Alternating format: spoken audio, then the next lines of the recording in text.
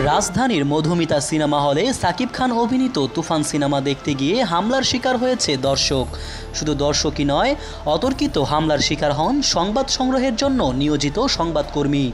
মঙ্গলবার আনুমানিক সন্ধ্যা ৬টায় রাজধানীর মতিঝিলের মধুমিতা হলে এই হামলার ঘটনা ঘটে। হামলার প্রতিবাদে সিনেমা হল ভাঙচুর করেন বিক্ষুব্ধ দর্শক।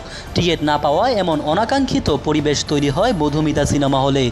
দর্শকদের অভিযোগ, রায়হান রাফি পরিচালিত ও সাকিব খান অভিনীত তুফান সিনেমার একটি টিকিট পাওয়ার জন্য প্রায় ৩ ঘন্টা লাইনে দাঁড়িয়েছিলেন তারা, অথচ হল কর্তৃপক্ষ জানান টিকিট নেই।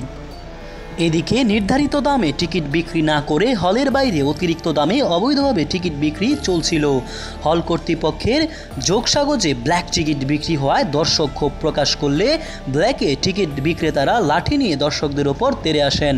ঘণ্টাখানেক চলে ধাওয়া পাল্টা ধাওয়া। উত্তেজিত দর্শকও সিনেমার পোস্টার বোর্ড, সিনেমা হলের দরজা জানালা ভাঙচুর করতে শুরু করেন।